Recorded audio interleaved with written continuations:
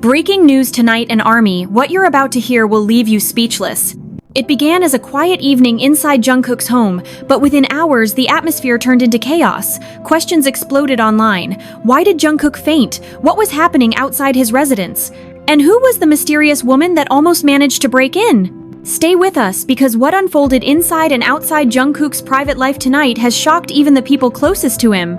If you're watching this, comment your thoughts below. Should HYBE have acted faster? Should fans be more protected from these extremes? We want to hear from you. For months, Jungkook had been living under intense pressure, new schedules, filming sessions, rehearsals, and the never-ending demand from global attention. Those close to him said he barely slept. Yet none of that could compare to what was waiting that night the moment everything spiraled out of control. At 9:47 p.m., according to a staff source, Jungkook was at home alone. The street outside his residence had been unusually quiet after a long day of rain, but the silence didn't last. Security cameras recorded a shadow moving along the outer fence. At first, the guard assumed it was a stray cat until he realized the figure was human. It was a woman dressed in black, carrying something under her arm. Her face was partly covered. She approached the locked gate, then turned away, only to return again 5 minutes later.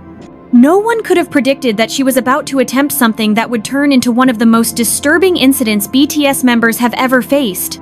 Inside, Jungkook had just finished a short live stream with ARMY. Fans remember him smiling, humming lightly, joking about his coffee. That moment, bright, simple, human, would be the last time the world saw him before the chaos. Minutes later, lights flickered, a faint noise came from the garden, and everything changed.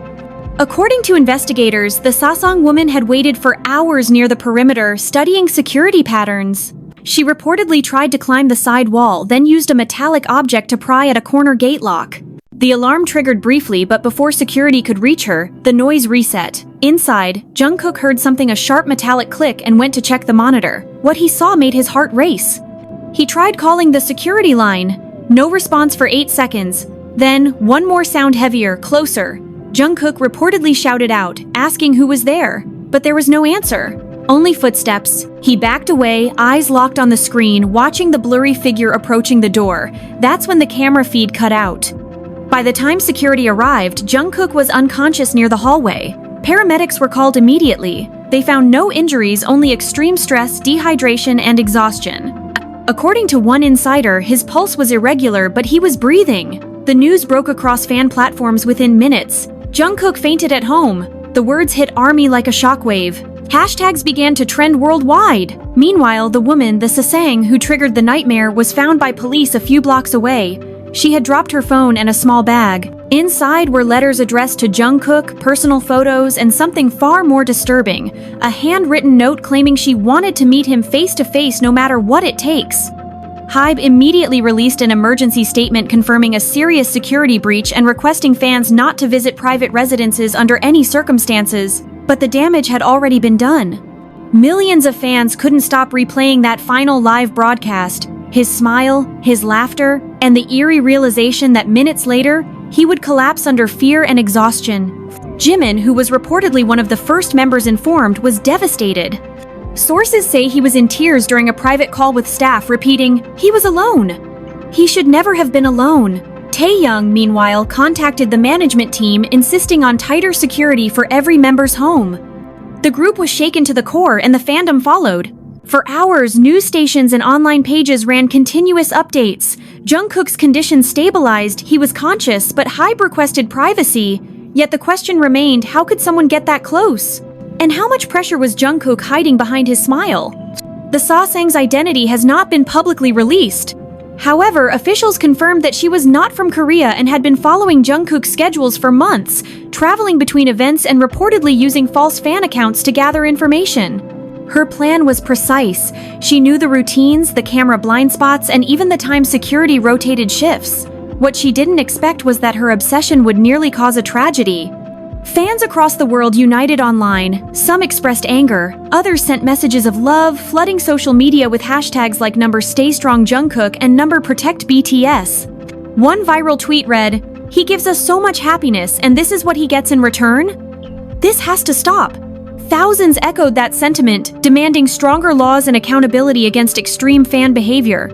Inside HYBE, executives held an emergency meeting that lasted through the night. Bang Si-hyuk, visibly shaken, was seen arriving at the building early the next morning. A staff member described the atmosphere as silent but furious. He reportedly told the team, "This cannot happen again, not to Jungkook, not to any of them." Measures were immediately drafted. More surveillance, more coordination with law enforcement, and reinforced privacy protocols. By sunrise, Jungkook's house was surrounded not by danger but by love. Armies left notes, purple flowers, and candles outside the main street, forming a quiet vigil. Many cried, some prayed. Others simply stood there, whispering his name as if to tell him he wasn't alone anymore. At 10 a.m., an update confirmed that Jungkook was awake and receiving care. He reportedly told staff, "I just need to rest for a while," before thanking everyone for worrying. But even then, sources close to him said he was shaken not only by what happened, but by the realization that privacy had become impossible. Psychologists later explained that fainting under such circumstances isn't just physical, it's psychological overload. When fear, exhaustion, and anxiety collide, the body shuts down to protect itself. And for someone constantly under scrutiny, the weight becomes unbearable. Jimin later visited him quietly, avoiding the media. According to one report, when Jungkook saw him, he smiled weakly and said, "I'm sorry for worrying you." Jimin responded with silence, just a long, emotional hug. Those close to the scene described the moment as heartbreaking. Social media didn't stop talking.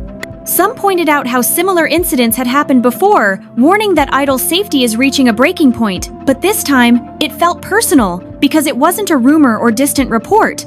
It was Jungkook, the golden maknae, the face of strength, found collapsed in his own home after someone tried to invade his world. The Sasaeng, now under custody, reportedly told authorities she only wanted to see him breathe in real life. Those words sent shivers across the internet. It was a haunting reminder of how obsession can destroy both the idol and the fan. Experts urged fans to distinguish admiration from intrusion. One media analyst stated, "This generation of fandom is driven by proximity. People think they know idols personally. But when boundaries are crossed, it becomes psychological violence."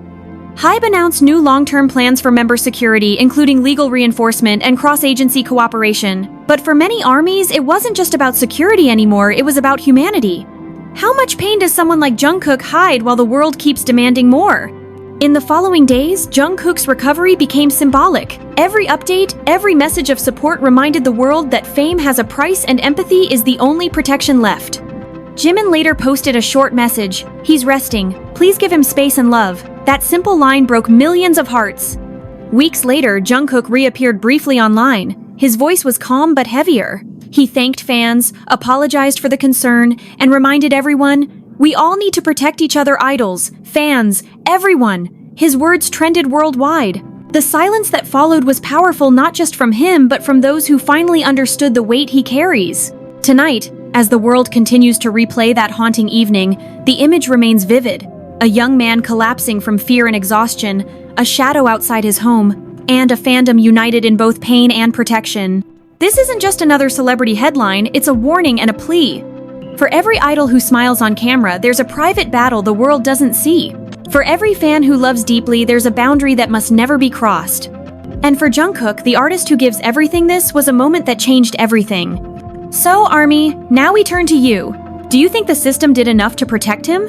Do you believe these Sasaeng behaviors will ever stop? Comment your thoughts below, because your voice, your awareness, could be the difference between admiration and tragedy. This is your story too. This is our responsibility. And tonight, the world stands still, hoping once again that Jungkook finally finds peace.